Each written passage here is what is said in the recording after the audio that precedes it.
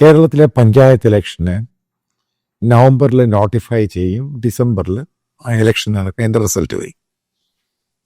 നിങ്ങൾക്കറിയാം, കേരളത്തിലെ പ്രബലമായ പൊളിറ്റിക്കൽ പാർട്ടി ലെഫ്റ്റ്, അത് കഴിഞ്ഞ Congress, in between BJP. അതിനിടയ്ക്കൂടെ 2013 form ചെയ്തൊരു പൊളിറ്റിക്കൽ ഔട്ട്ഫിറ്റാണ് എറണാകുളം ജില്ലയിൽ കിഴക്കമ്പലത്തുള്ള സാബു ജേക്കബിൻ്റെ 2020.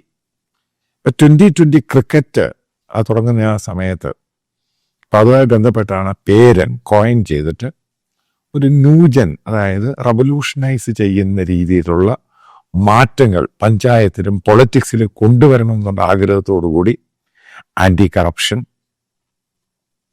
ഈ സംഭവങ്ങളൊക്കെ മുന്നിൽ കണ്ടുകൊണ്ട് സാബു ജേക്കബ് ഈ പാർട്ടി കൊണ്ടുവന്ന് 2015 ഈ പാർട്ടി കിഴക്കമ്പലത്ത് ഇലക്ഷൻ നടത്തി, പഞ്ചായത്ത് ഇലക്ഷൻ നടത്തി, ആ പഞ്ചായത്ത് പിടിച്ചു. അപ്പോൾ അതിനെപ്പറ്റി ആളുകൾ ശ്രദ്ധിക്കാൻ തുടങ്ങി. പിന്നീട് ബേസിക്കലി നമ്മൾ മനസ്സിലാക്കേണ്ടത്, ഇത് നമ്മുടെ ഇവിടുത്തെ ഒരു കൺവെൻഷണൽ സിസ്റ്റമുണ്ട് പൊളിറ്റിക്കൽ പാർട്ടിയുടെ. അതിൽ നിന്നൊക്കെ വ്യത്യസ്തമായിട്ട് ഇവർ കൂടുതൽ സോഷ്യൽ മീഡിയ പോസ്റ്റുകളിൽ കൂടിയാണ് ഇവരുടെ പാർട്ടി പ്രവർത്തനം നടത്തുന്നത്. എല്ലാം A to Z സാബുവാണ്. മറ്റേ കേജ്രിവാൾ ആം ആദ്മി പാർട്ടിയുടെ A to Z എന്ന് പറയുന്ന പോലെ A to Z Sabu Jacob തന്നെയാണ്. അതിൻ്റെ അകത്തൊരു സെക്കൻഡ് ഇൻ കമാൻഡോ ഈ സംഭവങ്ങളൊന്നുമില്ല. എല്ലാം സാബു തീരുമാനിക്കുന്നു. അതിൻ്റെ പാർട്ടിയുടെ മീറ്റിങ്ങുകളും പരിപാടികളൊക്കെയാണ്. അതിനെപ്പറ്റി പല രീതിയിലുള്ള സോഷ്യൽ മീഡിയ പോസ്റ്റുകളൊക്കെ വന്നുകൊണ്ടിരിക്കുകയാണ്. കാരണം എന്തെങ്കിലും അഭിപ്രായം പറഞ്ഞു കഴിഞ്ഞാൽ, അതേപോലെ തന്നെ കൺസ്യൂമർ സ്റ്റോർ, വളരെ വില കുറച്ച് കൊടുക്കുന്ന സ്റ്റോറിനെ പറ്റി CSR ഫണ്ട് ഉപയോഗിച്ച് സാബു ശരിക്കും പണം സ്പെൻഡ് ചെയ്തുണ്ടാക്കിയെടുത്ത പൊളിറ്റിക്കൽ പാർട്ടിയാണ് എറണാകുളം ജില്ലയിൽ ഈ 2020. പിന്നീട് നടന്ന ഇലക്ഷൻ, അതായത് ലാസ്റ്റ് ഇലക്ഷനിൽ കേരളത്തിലെ 4ഓളം പഞ്ചായത്തുകൾ ഈ പൊളിറ്റിക്കൽ പാർട്ടി ക്യാപ്ചർ ചെയ്തു. അതായത് അതുമായിട്ട് കിടക്കുന്ന കിഴക്കമ്പലം മാത്രമല്ല മറ്റുള്ള പഞ്ചായത്തുകളും ക്യാപ്ചർ ചെയ്തിട്ട് ഇതിനെ ശ്രദ്ധിക്കാൻ തുടങ്ങി ജനങ്ങൾ. കാരണം അത്രയും, അതായത് ഒരു പഞ്ചായത്തിൽ നിന്നും പെട്ടെന്ന് 4ഓളം പഞ്ചായത്ത്. അതിനുശേഷം നിയമസഭാ ഇലക്ഷൻ അനുസരിച്ച് കാര്യമായിട്ടൊന്നും ചെയ്യാൻ പറ്റിയിട്ടില്ല. വോട്ട് പിടിച്ചു, പക്ഷെ കാര്യമായ രീതിയിലുള്ള ഒരു ബ്രേക്ക് ത്രൂ ഒന്നും ഉണ്ടാക്കാൻ പറ്റിയില്ല. പാർലമെന്റ് ഇലക്ഷനിലും ആൾക്കാരെ മത്സരിപ്പിച്ചു, അവിടെ ഒന്നും ചെയ്യാൻ പറ്റിയില്ല. ഇനി അതായത് വീണ്ടും, അതായത് 2025, അതായത് ഡിസംബറിൽ നടക്കുന്ന ഇലക്ഷനിൽ ഒരു കാര്യം ഞാൻ കൃത്യമായിട്ട് പറയും. ഇതിൽ ഈ ഇലക്ഷനിൽ, പഞ്ചായത്ത് ഇലക്ഷനിൽ സാബു സർവൈവ് ചെയ്താൽ, അതായത് ഈ പറയുന്ന 4ഓളം പഞ്ചായത്തുകളിലും സാബു ജയിച്ചില്ല എങ്കിൽ അതിൻ്റെ അകത്ത് ഒരു 1-2 പഞ്ചായത്തിൻ്റെ മറ്റേ ഈ പഞ്ചായത്തുകളെല്ലാം പിടിക്കണം. എന്നാലേ ഈ പാർട്ടിക്ക് മുന്നോട്ട് പോകാൻ പറ്റത്തുള്ളൂ, കൃത്യമായിട്ട് പറയാം. പക്ഷെ എനിക്ക് കിട്ടുന്ന, ഞാൻ പലരുമായിട്ട് സംസാരിച്ച് കഴിഞ്ഞപ്പോൾ എനിക്ക് കിട്ടുന്നൊരു ഫീഡ്ബാക്ക് എന്ന് പറയുന്നത് സാബുവിൻ്റെ ആ ഒരു കരിഷ്മയും 2020 ആ പ്രവർത്തന ലക്ഷ്യങ്ങൾ. അപ്പം ഇതിനകത്ത് പല ആൾക്കാർക്കും അതിനകത്ത് സംശയം ഉണ്ടായിട്ട്. ഒന്നാമത് മനസ്സിലാക്കേണ്ടത്, ഈ കോവിഡിന് ശേഷം സാബുവിൻ്റെ എക്കോണമി ഈ പറയുന്ന പോലെ കാര്യമായിട്ട് മുന്നോട്ട് പോയിട്ടൊന്നുമില്ല. അവിടെയൊക്കെ തെലങ്കാനയിൽ പ്ലാന്റ് ഉണ്ടാക്കി, അപ്പോൾ അത് കഴിഞ്ഞിട്ട് ആന്ധ്രയിൽ പ്ലാന്റ് ഉണ്ടാക്കി, അതിനുശേഷം നിങ്ങൾക്കറിയാം അമേരിക്കൻ ടാരിഫ്, ഈ പറയുന്ന പോലെ ഇത് കംപ്ലീറ്റ് ആയിട്ട് റിക്കവറി ഒരു മോഡിലോട്ട് കയറി വന്നിട്ടില്ല. പല ബിസിനസ്സിലും അങ്ങനെ തന്നെ ഉണ്ടായിട്ടുള്ളത്. കാരണം ഈ കോവിഡുമായി ബന്ധപ്പെട്ട് ഇവരയച്ചിരിക്കുന്ന പല ഷിപ്മെന്റും പലതും പലയിടത്തും നിർത്തുകയും തിരികെ വരികയും ഒക്കെ ചെയ്തിട്ടുണ്ട്. പിന്നീട് ഈ പറയുന്ന അമേരിക്കൻ ടാരിഫും ഗ്ലോബലായിട്ടുള്ള എക്കണോമിക് ക്യൂ, അതിപ്പോൾ ഇതെല്ലാം ഇതിനെ ബാധിക്കുന്നുണ്ട്.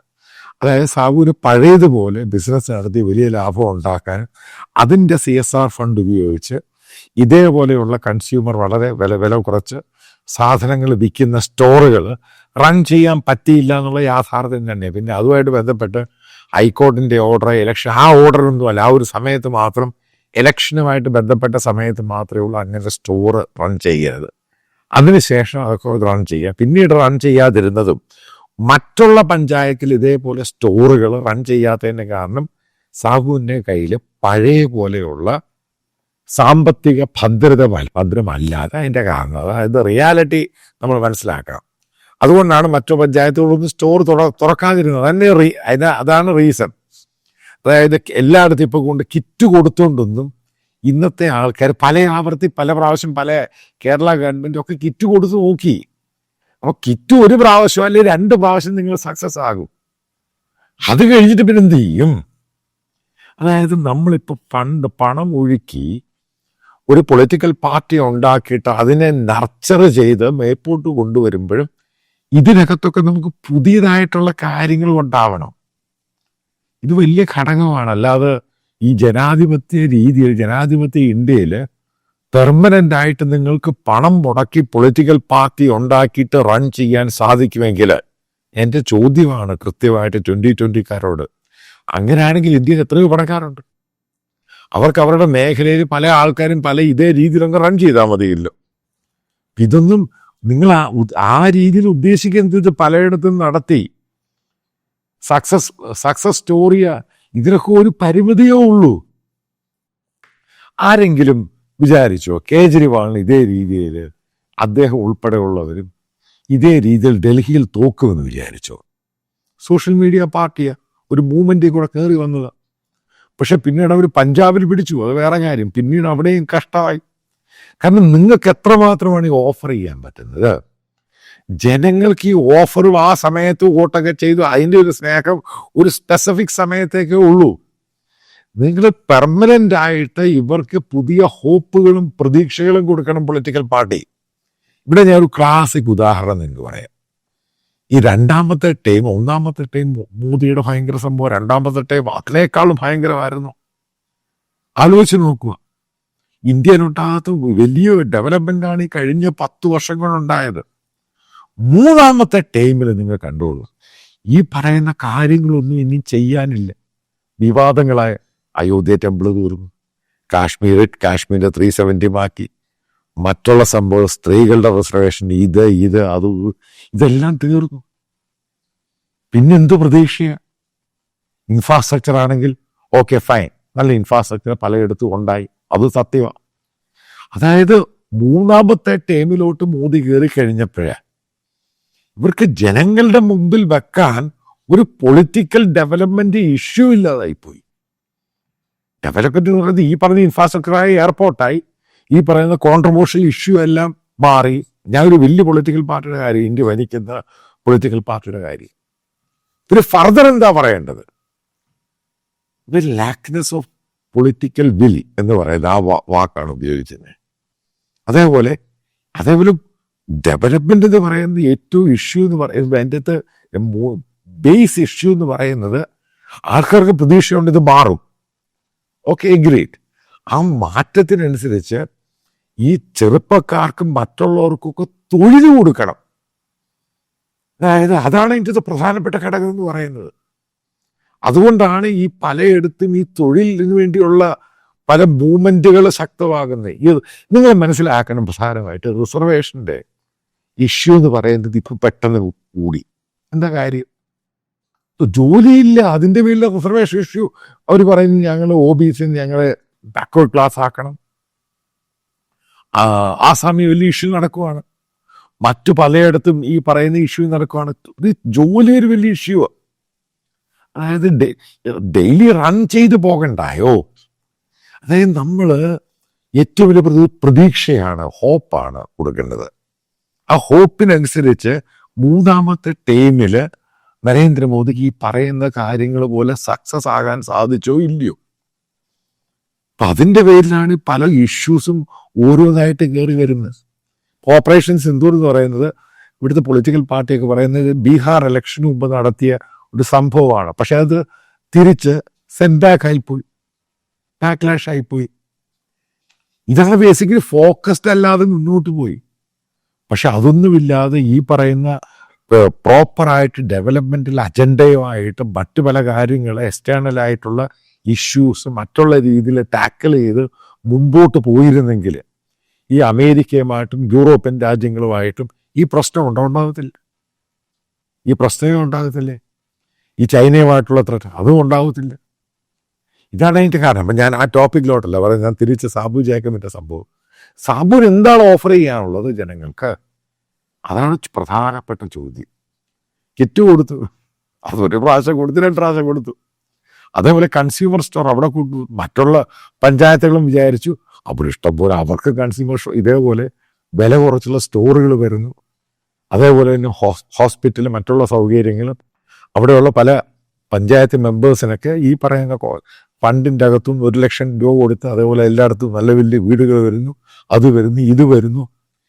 ഇതൊന്നും മനസ്സിലാക്കൊണ്ട് ഒരു ഇൻഡിവിജ്വലിനെ കൊണ്ട് ഇത് ചെയ്യാൻ പറ്റില്ല. കേജ്രിവാൾ എന്ന് പറഞ്ഞ ഗവൺമെന്റ് റൺ ചെയ്ത ആളിനെ കൊണ്ട് ചെയ്യാൻ പറ്റുന്നില്ല. കാരണം അയാൾ പറഞ്ഞ ഡൽഹിയിലെ സ്ലം മുഴുവനെ മാറ്റിയിട്ട് സിംഗപ്പൂർ സിറ്റി ആവും, നടക്കുന്ന കാര്യമാണ്. അതൊക്കെ ഇത്ര പണം എവിടുന്നാ വേണ്ടത്? ഇതൊന്നും ഓടിച്ചാടി കയറിയൊന്നും ചെയ്യാൻ പറ്റത്തൊന്നുമില്ല. ഇന്ത്യയിലും ഈ പല BJP നേതാക്കളും പറഞ്ഞു, ബോംബെയിലാണെങ്കിലും മറ്റോ ഡൽഹിയിലാണ്, ഇവിടത്തെയൊക്കെ സ്ലം മാറ്റം എന്ന് പറഞ്ഞു. ചെയ്യാൻ പറ്റിയില്ല. അത് പെട്ടെന്ന് ചെയ്യാൻ സമയം എടുക്കും. അത് അവരെ റീഹാബിലിറ്റേറ്റ് ചെയ്ത് കൺസ്ട്രക്ഷനോ അതും ഇതുമില്ല. പിന്നെ ബ്യൂട്ടിഫൈ, മോദി ഗവൺമെന്റ് നേരത്തെ പറഞ്ഞൊരു സംഭവമാണ്. നിങ്ങൾ ഓർമ്മയുണ്ടായിരിക്കും, ഇന്ത്യയിൽ പുതിയതായിട്ട് സ്മാർട്ട് സിറ്റികൾ 56 സിറ്റികൾ ഉണ്ടാക്കുമെന്ന് പറഞ്ഞു. നിങ്ങൾക്കറിയാം എത്ര സിറ്റി ഉണ്ടോ? 1-2 സിറ്റി. ഒന്ന് ഗുഡ്ഗാവ്, നേരത്തെ സിറ്റി. അതിന് മെലനിയം സിറ്റി, ഗുജറാത്തിലൊരു സിറ്റി ഉണ്ടാക്കുന്നത്. അതായത് എക്സ്പാൻഷനിൽ പുതിയ സിറ്റി ഉണ്ടാക്കുന്ന കാര്യമാണ് പറഞ്ഞത്. ഇതൊന്നും പെട്ടെന്ന് ഇംപ്ലിമെന്റ് ചെയ്യാൻ പറ്റും. ഇത് സമയം എടുക്കും. അതിന് ശരിക്കും ഗ്ലോബലായിട്ടുള്ള ഇൻവെസ്റ്റേഴ്സ് തന്നെ വന്ന് ഇൻവെസ്റ്റ് ചെയ്യണം. അത് ഇന്ത്യയിലുള്ള ഇൻവെസ്റ്റ്മെന്റ് കൊണ്ട് മാത്രം തികയത്തുമില്ല. ഇവിടെ സാബുവിന്റെ പ്രധാന പ്രശ്നം, അയാൾ ഒറ്റയ്ക്ക് ഈ ഫണ്ട് ചെയ്തതിനൊക്കെ പരിമിതിയുണ്ട്. അതായത് ഓരോ പൊളിറ്റിക്കൽ പാർട്ടി, ഇപ്പം പൊളിറ്റിക്കൽ വർക്കേഴ്സ്, നിങ്ങൾക്കറിയാം, അവിടെ CPM-ൻ്റെയും കോൺഗ്രസിൻ്റെയും അതേപോലെ തന്നെ BJP-യുടെയും ഈ ഗ്രൗണ്ട് ലെവലിൽ മൈക്രോ ഇലക്ഷൻ മാനേജ്മെന്റ് ഒക്കെ ചെയ്യുന്നവർക്കൊക്കെ ഈ പാർട്ടിക്കാർ പൈസ കൊടുക്കും. അങ്ങനെയൊന്നുമില്ല, ചുമ്മാ പറയുന്നേ. ഇലക്ഷൻ സമയത്ത്, അതായത് ഇലക്ഷനുമായിട്ടോ ബൂത്തുകളുമായിട്ട് ബന്ധപ്പെട്ട സമയത്ത് അന്നത്തെ ഒരു ദിവസം ഒരു ചെറിയൊരു എമൗണ്ട് അവിടെ ചെലവിനും പരിപാടികൾക്കൊക്കെ ആയി കൊടുക്കും. അതേ ഉള്ളൂ. ബാക്കിയൊക്കെ ഇന്ത്യയുടെ ഈ ജനാധിപത്യ വ്യവസ്ഥയുടെ ഭാഗമായിട്ട് പൊളിറ്റിക്കൽ പാർട്ടി വർക്ക് ചെയ്യുന്നവരാണ് വോളണ്ടിയറായിട്ട്. അതായത് ഫ്രീ വോളണ്ടിയറായിട്ട് സാബുവിൻ്റെ കൂടെ വർക്ക് ചെയ്യുന്ന എത്ര പേര് കാണും? എല്ലാവരും ധാരണ സാബുവിൻ്റെ ഇഷ്ടം പോലെ പണം എങ്ങനെ ഒഴുക്കുന്നു. ഇതൊക്കെ ഒരു പ്രാവശ്യമോ 2 പ്രാവശ്യമേ നടക്കത്തുള്ളൂ. മൂന്നാമത്തെ ഒരു ലോങ് ടേമിൽ ഇത് പോകാൻ വലിയ പാടാണ്. അതുകൊണ്ടാണ് ഞാൻ പറഞ്ഞു, മറ്റുള്ള പഞ്ചായത്തുകളിലൊന്നും സാബുവിന് ഇതേപോലെയുള്ള ഈ കൺസ്യൂമറുമായിട്ട് ബന്ധപ്പെട്ട ഈ സാധനങ്ങൾ വില കുറച്ച് കൊടുക്കുന്ന ഷോപ്പുകൾ തുറക്കാൻ പറ്റത്തില്ല. എല്ലാ സാബുവിൻ്റെ പോക്കറ്റിൽ നിന്നല്ലേ പോകുന്നത്. ഈ CSR ഫണ്ട് അതിനൊരു പരിധി ഇല്ലയോ? വലിയ ലാഭം കിട്ടുമ്പോഴല്ലേ ഇതൊക്കെ ഉണ്ടാവുന്നേ.